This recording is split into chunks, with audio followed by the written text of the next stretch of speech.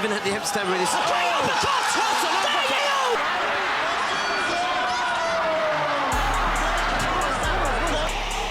Remy Bonjasky forced to backtrack. They spilled to the canvas. They stepped into the ring, not just to win, but to obliterate. These weren't just fights. They were brutal clashes of bone and will. Fists struck like thunder, leaving opponents crumpled on the canvas, dazed, disoriented, some never the same again. Each punch thrown wasn't just for victory. It was like they wanted to make the ground quake under their rivals' collapse.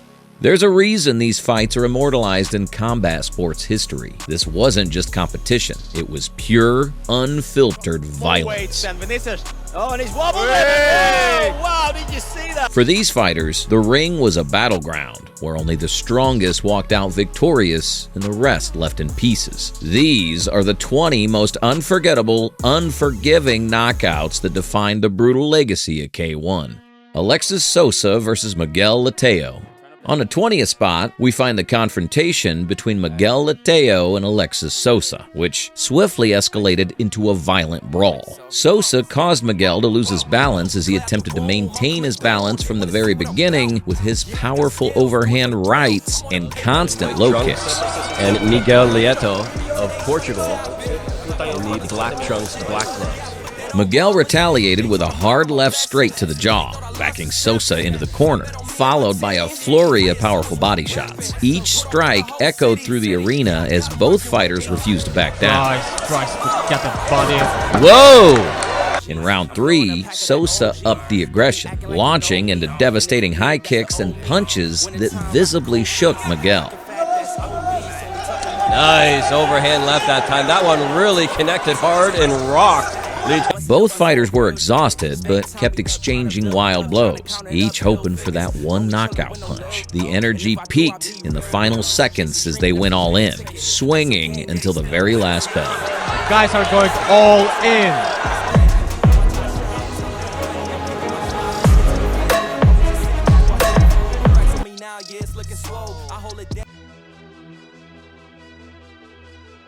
In fight number 19, we have Muhammad Hamdi stepping into the ring with just 5 days' notice to face undefeated local favorite Yuri Fernandez.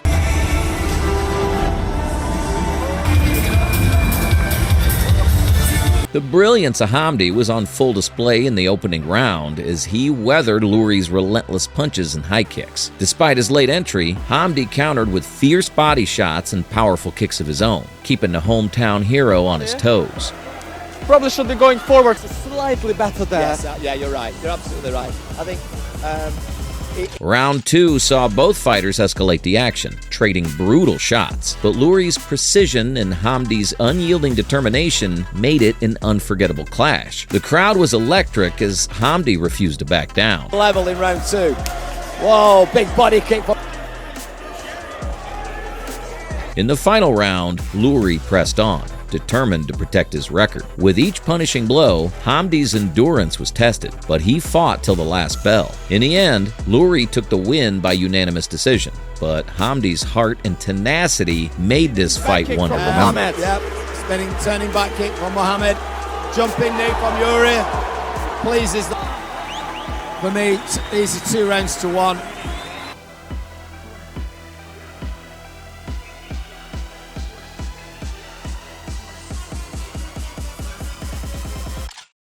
At number 18, we have Omar El Marab taking on Hoa Silva. Right from the first round, Silva dominated with powerful low kicks and precise strikes, driving Omar back with every blow. Scheduled for 3 3-minute rounds.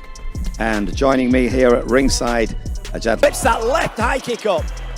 I really like how Omar goes forward, even though this round is not in his favor. He still goes forward and he still tries to find that empty space. So that opening round, the first fight of the night, scheduled for 3 3-minute rounds. 1-minute interval between rounds, where they will get a little bit of water and obviously get some very useful information from the team, the corner. Both of the fighters did really well, but I think that Joao Silva was a bit more accurate. By round 2, Silva's attacks left Omar bruised and desperate, switching stances to protect his damaged leg. Than Omar. So he needs to to do something in the third round. And I think Joao needs just to do what he's doing. Absolutely. Just keep doing what you're doing. And that's the wise words. And I'm sure the cornerman will be telling him the same thing. For the moment now, he's steaming ahead, but it's never over until the fat lady sings, or as the bell rings. Remember, with 3 minutes left, anything can change. One punch, one kick, one knee can alter the whole fight game. In the third round, Silva's pressure was unyielding, punishing Omar with brutal body shots and high kicks. Despite Omar's attempts to rally, Silva's ruthless control left no opening, making it a one-sided display of K1 intensity. This fabulous arena has been going since 1892. Campo Paguano. It used to be a bull ring, I believe. 132 years ago it opened, and it's still going. This time it's not the bulls that are fighting, but it's these men, modern day gladiators.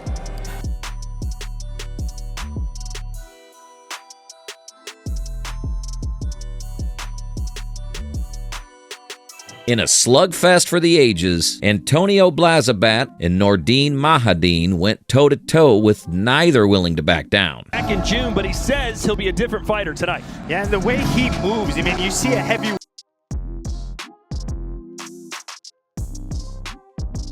Mahaden landed a massive right hand that rocked Plazabat. And for a big man to whip his head kicks, it's just beautiful to see. So great kick. Plazabat fired back with heavy shots, but Mahaden's power was overwhelming. He's still not out of the woods yet. We know the power that Plazabat possesses. And Plazabat there. A crushing left hook from Mahaden sent Plazabat crashing to the canvas. Combination, cross hook, low kick, and that's what got him that knockdown. Mahaden won by knockout in this brutal battle. A very emotional... In a heavyweight showdown, Japan's Mashiro Iwashita took on the Netherlands' Roel Manard. From the start, Manard used his reach advantage and technical striking to control the distance. In a big...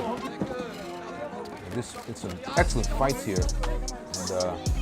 Iwashita tried to break through with powerful punches, but Manard's precise kicks and jabs kept him at bay. Wow, some big boys. Midway through the fight, Manard landed a solid right cross that wobbled Iwashita. Sensing the opportunity, Manard unleashed a flurry of strikes, culminating in a decisive left hook that sent Iwashita to the canvas. Whoa. You see there, Iwashita did a good low kick, but it's not enough speed. Did you ever leave me hanging in public again, son? On TV. Wow, look at that kick, man. It's a great kick. Wow! Perfectly placed. Ooh. Roel Manard won the match by knockout, showcasing his dominance in the ring. Wow. Well, there you have it at the K1 World.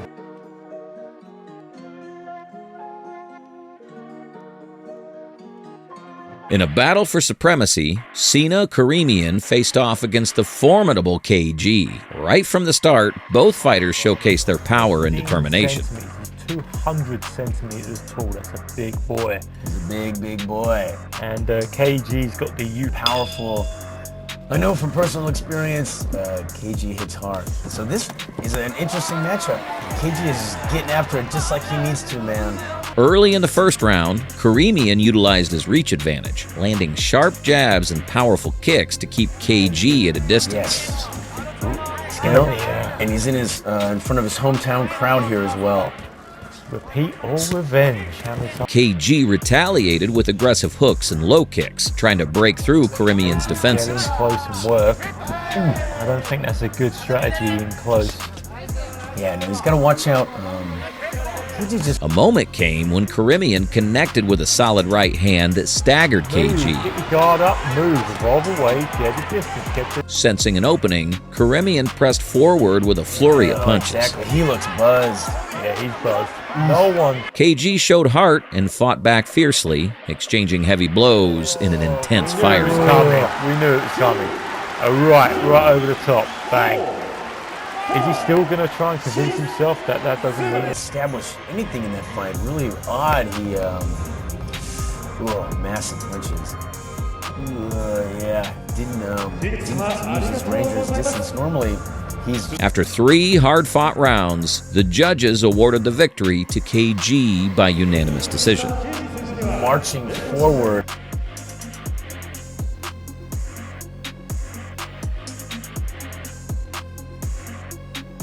Number 14 featured a classic K1 showdown between heavyweight Mike Bernardo and the legendary Andy Hug. Both fighters were renowned for their knockout power, setting the stage for an explosive encounter. But I did see his face on some of the posters that were around, and I realized that he was a person of importance because his character belt on, so I wasn't too sure what that championship belt was and what it was all about. But I trained very hard, and this is what I wanted to do. Early on, Hug used his swift kicks and agile footwork to keep Bernardo at bay. Bernardo pressed forward with powerful punches, trying to break through Hug's defenses. The pivotal moment came when Hug executed his signature axe kick, landing it squarely on Bernardo's head. Bernardo staggered and fell to the canvas, leading to a knockout victory for Andy Hug.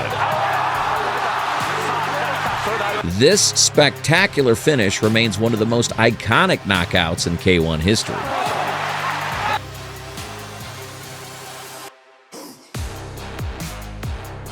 In a high-octane clash, Gustavo Jones stepped into the ring against Baso Pyres, promising an unforgettable showdown. A man with an absolutely fantastic haircut, because he's got loads of colours in it. And anyone who knows me will know I like a bit of a funky haircut. Oh, look at this. Well, he's coming in, no draws, 4 losses. He's also on a 2-fight win streak. Right from the start, Jones took the initiative, launching aggressive combinations that had Pyres on the defensive. Gustavo goes forwards. Oh, solid body shots.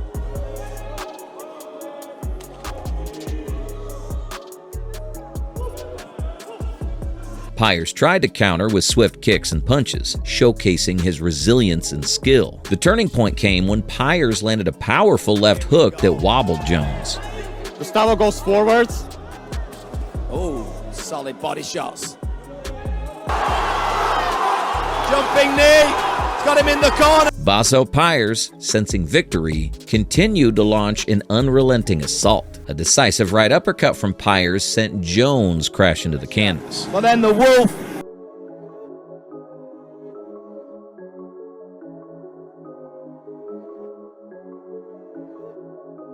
Nafi Bilavski faced off against Stanislav Ranita in a match that had fans on the edge of their seats. 65 kilograms, which he's fought for pretty much all his career. And he's the man from Belgium or the man from Moldova. From the opening bell, both fighters wasted no time, engaging in intense exchanges of punches and kicks. Bilavski showcased his speed and precision, landing sharp combinations that tested Ranita's defense. Ranita countered with powerful strikes of his own, demonstrating resilience and tenacity. So Nafi, the man from Belgium. The pivotal moment came when Bilavski connected with a decisive blow that shifted the momentum of the fight. Capitalizing on this advantage, he pressed forward with relentless aggression. Wow, look at that. Look at the bruising. The bout concluded with Bilavski emerging victorious, marking a significant highlight in his career.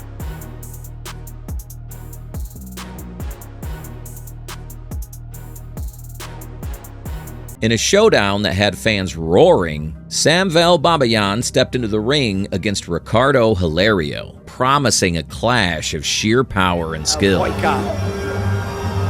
This is our from here in Lisbon, and he gets obviously a big home crowd cheer here in Lisbon, Portugal. We have this man, Ricardo Hilario. 21 years. From the very start, Babayan took control, unleashing rapid-fire combinations that kept Hilario on the defensive. But he's given away 31. Hilario resisted heroically, firing off some solid shots of his own, but Babayan's dogged pressure proved too much. The turning point came when Hilario delivered a devastating right hook that rocked Babayan. Ricardo is slightly more entertaining, however Samvel is more experienced, and he may lead with taking his time to the knockdown and maybe even to the knockout closer to the end of the fight. Samvel just goes forward, checks that body shots, check that body of the... Get 3 rounds even. they go for an extra round. Both fighters are having a lot of success. Sensing victory, Hilario followed up with a powerful left that sent Babayan bleeding out. After Ricardo Hilario scored a knockout, the referee stepped in and stopped the bout. There's a cut on Sandbell's nose from that knee. He has drawn blood, the first blood of the night, but he's laughing and smiling as he bleeds. I think when you smile, you try to show to your opponent that you're not hurt, but actually you are hurt. Correct. That's what the Thais are known for in Thailand, where a lot of fighters around the world have adopted that. In Thailand, you see it in Muay Thai.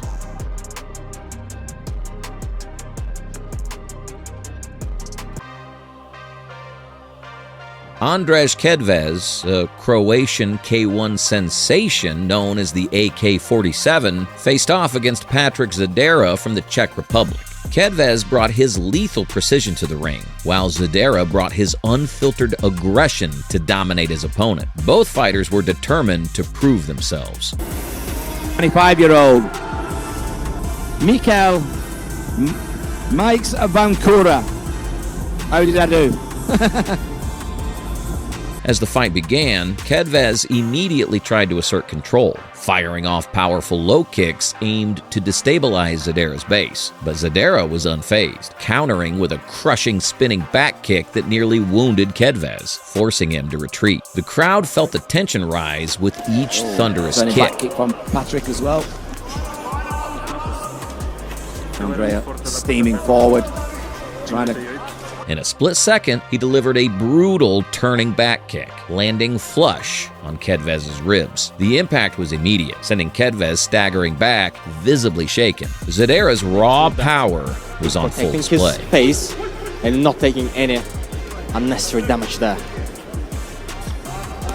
Then, with precision and fury, Zadera unleashed a final blow, a devastating body kick. Kedves doubled over, unable to withstand the sheer force. As the referee stepped in to signal the end, he collapsed to the mat, gripping his ribs. Zadera stood victorious, having unleashed one of the most brutal finishes we've seen in K1. Nice turning back kick there. Oh, and he nearly got him there. That could have been a game changer. And that's a body shot there. And I said game changer. Well, I think...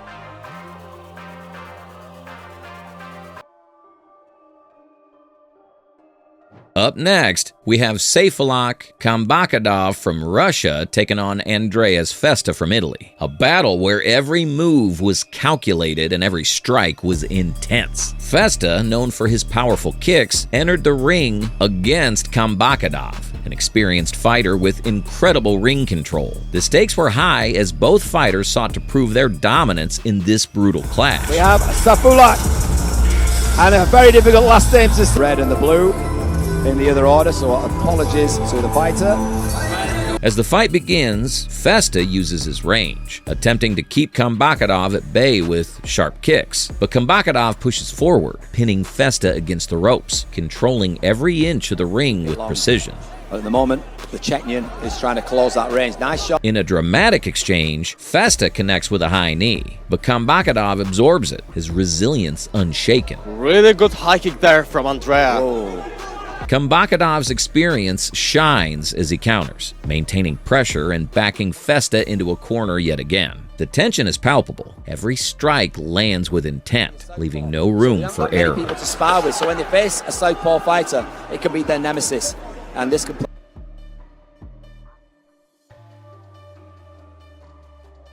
Now we turn to Christopher Walter from France, up against Aitor Ibanez from Spain, in a battle where each strike seemed to carry the weight of a knockout. Walter, stepping into the ring with 33 fights under his belt, came in strong, taking control of the ring early on. Living in Strasbourg, tip the scales like knockout, so he's got 50% of his fights are by way of knockout. 1 draw, 2 losses. From the start, Walter landed a brutal knee, and then, with pinpoint precision, threw a push kick that launched Ibanez across the ring. The crowd felt the impact of every strike. Stood in the southpaw, which is right stance. Beautiful knee there from Christopher. Oh, but beautiful push kick, right! Ibanez, though, was hell-bent on turning the tables and fought back with lightning-fast punches and body kicks. Signs of combat, such as bruises and red marks, began to appear on both fighters as they exchanged low kicks. First round, but again, Ayatollah Ibanez, I think he recovered really well in the second half of the first round. With the third round underway, both men looked visibly exhausted, but neither backed down. Ibanez closed in with a high kick that Walter barely blocked, pushing both fighters to their limits. By the closing seconds, it was anyone's fight to win. Brilliant fights, great matchmaking. He does fail it. It hurts, and then kick. At number 7, we have Fabrizio Ruggiero from Italy facing off against Leandro Miranda, the gorilla from Portugal. Both fighters were known for their grit, but this fight showed just how brutal K1 can get. So Leandro landed some really good solid shots to the head. Body and head. I like the way he throws that left jab, stiff jab to the solar plexus. In the first round, Miranda came out swinging, landing a massive right hand that nearly took Ruggiero down. Fabrizio managed to stay on his feet, but the crowd could see the impact written across his face. He's calm, he's not rushing, he tries to feel the distance, and I know he's not southpaw as George Petrosyan, but the style is really similar to Georgia's one. Oh, some good combination from Leonardo. Right from the get-go in round one, and a solid left hook. He's shot him! He's shot! Wow, and a knee! Solid shot. By the third round, Miranda was relentless, connecting with a flurry of left and right punches, backing Ruggiero into a corner. A devastating left hook sent Fabrizio to the mat, earning him an 8 count. The entire arena was on the edge of their seats. 10-8 round all day. So a unanimous decision, but you know, the man from Italy, you know, for him to survive some of those hard shots like he did, that's a real testament to it.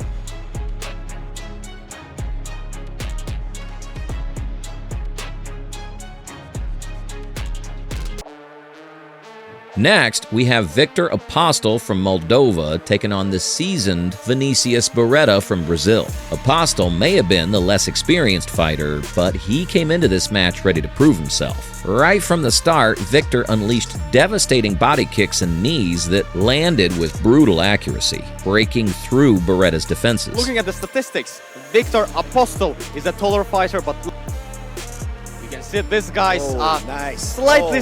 By the second round, Beretta was visibly struggling as Apostel targeted his ribs with kicks. In one final, brutal knee, Beretta crumpled to the mat, the pain clear on his face. Apostel's power had shattered Beretta's defenses, leaving him barely able to stand. He's trying to get the job done early, but he's up against it tonight with the more experience. The power shots that were coming from the man from Moldova, but equally returned as well, let's just say it as well. You know, Vinicius, you know, he had some big banging shots as well, but the man from Moldova just seemed to want to get it all over. In the end, Apostel claimed a TKO victory, marking one of the most punishing K1 finishes we've seen. Beretta's broken ribs were a testament to the brutal force of this fight. Oh, and he's wobbled it! Oh, wow, did you see that? In the second round for the blue corner, Victor Apostel.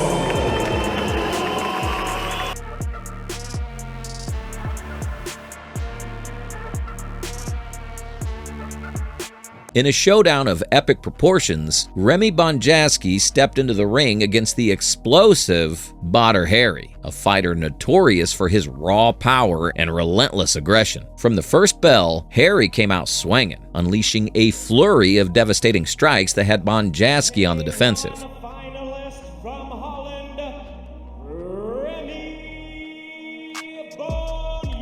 The moons are all aligned for Remy Bonjasky here tonight. And the stars. Bonjasky, known as the Flying Gentleman, tried to maintain his composure, but Hari's onslaught was unyielding. A crushing right hand sent Bonjasky to the canvas, and the crowd erupted. As Bonjasky was down, tension peaked. In a shocking turn, Hari delivered illegal blows to the defenseless Bonjasky, sparking chaos in the ring. Full of it now, and I really don't know what he's doing now. Why? The foot stomp astounds me. Well, the foot stomp astounds me. The referees and officials rushed in to stop the mayhem. Due to Hari's unsportsmanlike conduct, he was disqualified, and Bonjasky was declared the winner. As the K1 Grand Prix champion for the third time. The most controversial outcome we have ever seen. The first time ever a fighter has been disqualified in the final.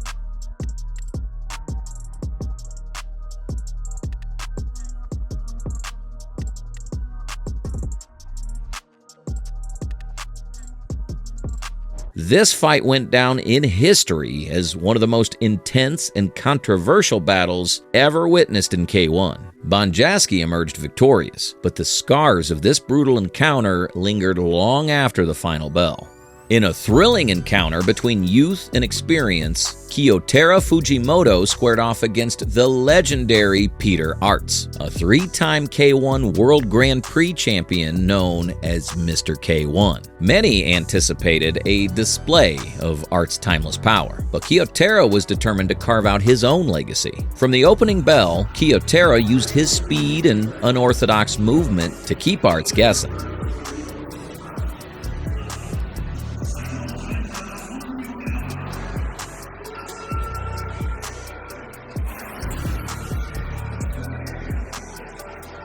Aerts attempted to assert his dominance with his signature heavy kicks, but Kyotera expertly evaded and countered with sharp punches.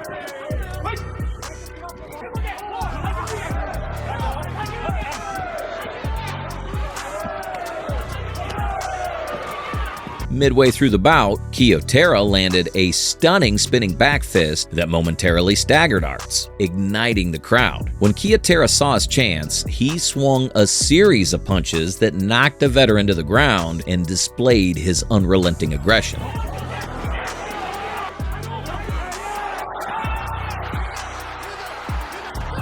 Despite Aerts' attempts to mount a comeback with powerful hooks and leg kicks, Kyotera's speed proved too much. The fight culminated with Kyotera delivering a decisive combination that sealed his dominance. The judges rendered their decision, declaring Kyoto Fujimoto the winner by unanimous decision.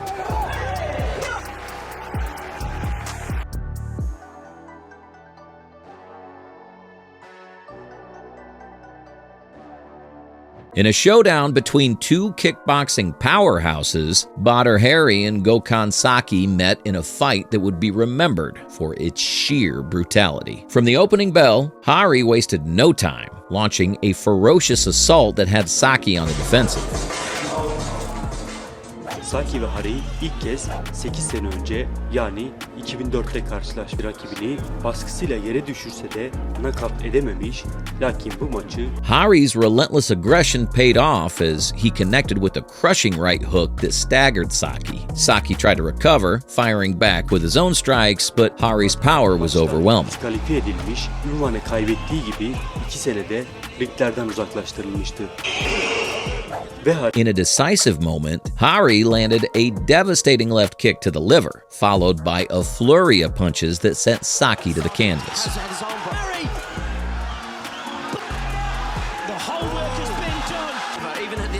The referee stepped in to stop the fight, declaring Badr Hari the winner by knockout.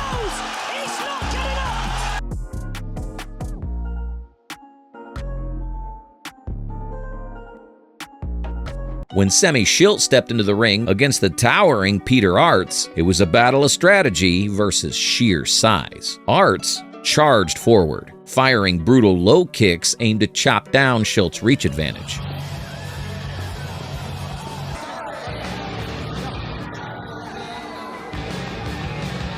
Schilt held his ground, using his reach to rain down jabs and knees that punished Aerts every time he tried to close the distance. Each strike left Aerts wincing, but he refused to back down.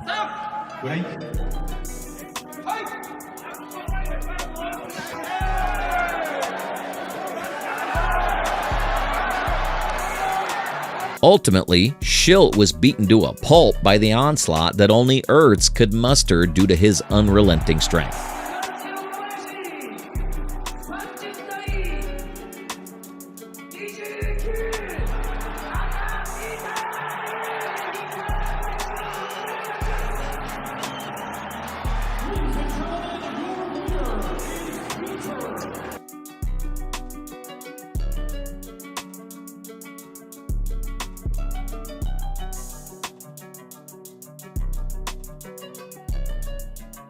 Finally, on number 1, we have the legendary Ernesto Hoost, a striking surgeon who faced the sheer brute force of Bob Sap, who didn't just want to win, he wanted to crush Hoost. In an instant, Sap charged, throwing wild hooks that rattled Hoost's defenses, sending the seasoned champion reeling under the pressure of Sap's raw power.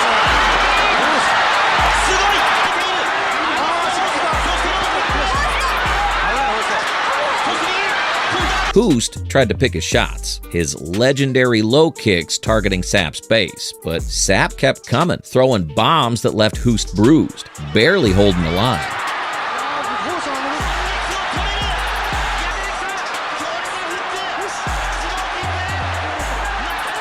In a brutal clash of precision versus pure rage, Sap unleashed a final surge, leaving Hoost crumpled in the corner as the referee intervened to save him.